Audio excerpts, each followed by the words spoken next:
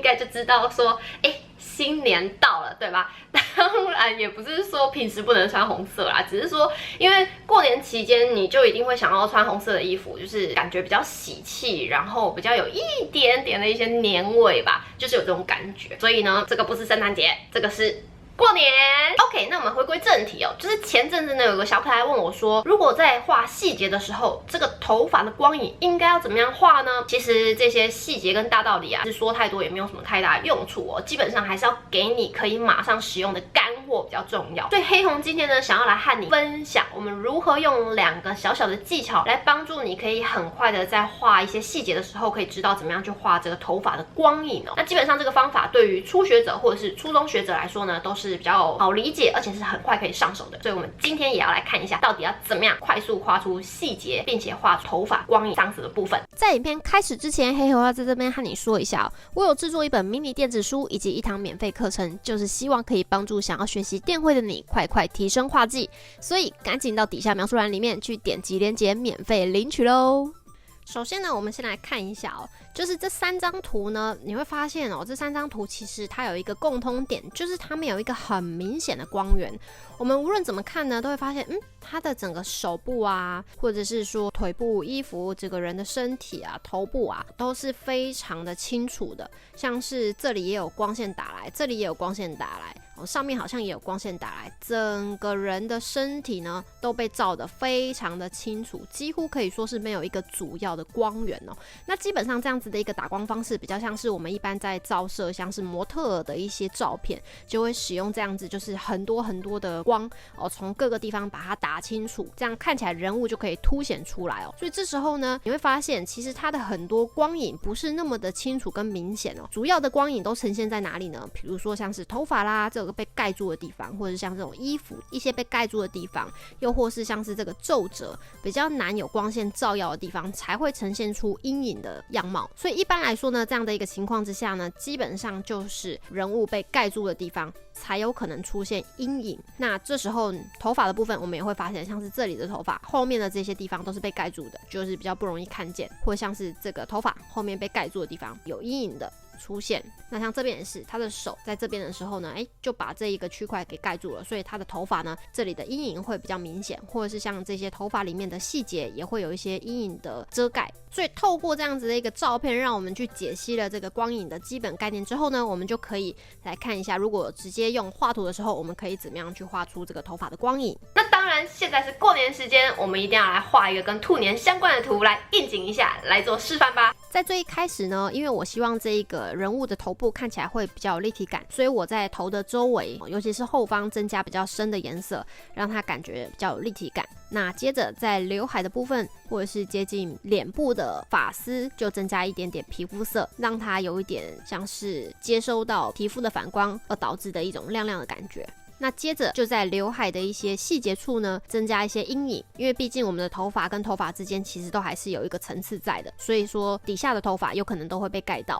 那透过这样子的一个概念，将头发增加一点点阴影。接着我们把阴影上了差不多之后呢，因为我希望它的头发可以看起来比较有一种层次感，就是说可以亮一点，所以在这边呢，我会大块大块的去铺上一层饱和度比较高的咖啡色，去做一个修饰。接着呢，我会在这个头部的后方增加一点蓝色，让这个头部看起来是有一点反光的感觉。但是最重要的当然就是我们的头发是最容易反光的，所以基本上呢，在这个头发的刘海，我在这边就增加了许多光线，而这些光线呢，基本上就是让头发看起来是非常健康、非常有反光的感觉。所以在这边呢，我们就去画一些头发反光的部分。那在这里呢，有一个小技巧，就是你可以决定你的头发要哪里的反光比较亮，但是通常如果你想要让你的反光比较亮的情况之下呢，最好选择头发有一排看起来都会特别亮。那在刘海的光线画完之后呢，因为整颗头的后面呢看起来像是头发被扎起来的感觉，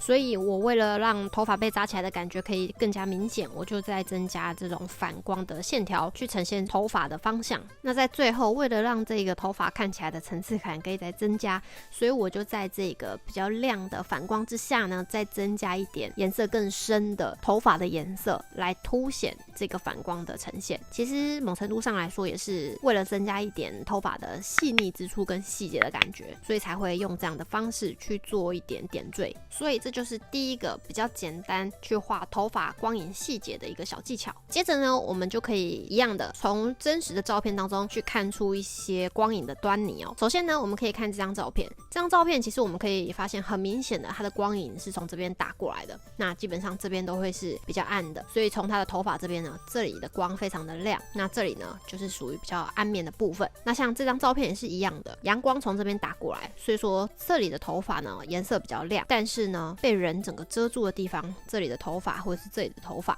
或是这里的头发都会是比较暗的。那在这一张的话呢，你也可以发现像它的光是从这边打过来的，所以这里的光线呢其实是比较明显的，但是暗面的部分呢光影就有点看不太清楚了。除了像这里，虽然说这里没有阳光直接照射，但是这边我们会发现它有一点亮亮的反光，这个就是一些比较属于比较更细节的部分。从这个光影之间的大关系来去看整个光影的关系，来去画头发的细节会比较容易。所以接下来呢，我们就可以透过这样子的一个光影关系来直接示范怎么样去画头发的一些细节了。那在第二个示范呢，我们在这里直接画上一个强烈的光源。那因为我不想浪费太多的时间，所以在这边直接先画上光源哦。其实它就是一个光线从这个左下角打上来，在人物的身上，那呈现出来的阴影就会非常的明确。那在这样的一个情况之下呢，我们要去画出头发的光影，其实也会相对容易很多。所以在最一开始的时候呢，我一样的让这个头发看起来是有彼此覆盖的情况，所以在一些头发发丝的一些部分就增加一些阴影的呈现。那稍微加了一些阴影之后呢，我一样的想要让这个头发的光泽度跟它的鲜艳度可以增加，所以我一样用比较模糊的笔刷去增加头发的颜色的鲜艳度。接着呢，我直接的一样在这个头发的亮部增加发丝的亮光。那通常在画这个发丝的亮光的时候，我也会去看一下怎么样去画会比较自然，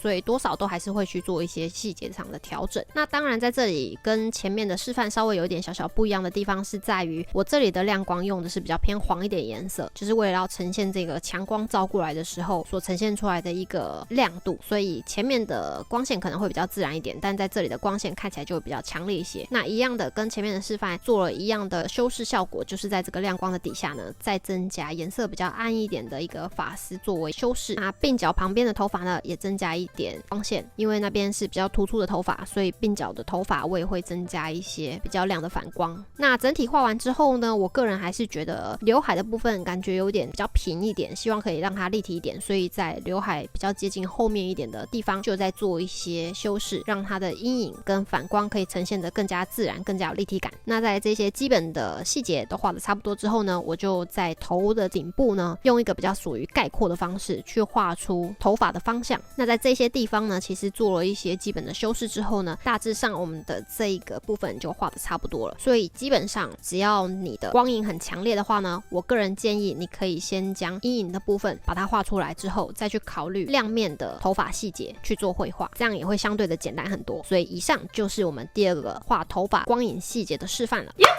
恭喜你在新的一年又学到了一个如何画电绘的小技巧咯。其实这个画头发光影的部分啊，对于不少的人来说都是一项非常困难的问题，因为这个头发的光不知道怎么样去打，甚至是这个头发的细节不知道怎么样去画的时候，很多人就很容易把这个头发画得像杂草一样啊。那个杂草的杂乱程度呢，可能连我们所谓的头发凌乱都称不上，真的很丑的杂草。所以呢，希望今天的小教学可以帮助你知道你在画头发的时候应该要怎么样去画细节，应该要怎么样判断它的这个光，要怎么样去打，怎么样去画。总之，你觉得这一支开春电绘小教学如果对你有些帮助的话呢，请不要忘记订阅我的频道，并且开启小铃铛，因为这样在我新片发布的时候呢，你才不会错过哦。如果你身边有喜欢绘画、动漫绘画或者是喜欢画电绘的好朋友呢，也欢迎把这支影片分享给他们，让他们可以快速学会电绘的一些小技巧哦。最后，让我带给你的生活一点颜色，也希望你能带给他人的生活你的颜色，以及新年快乐！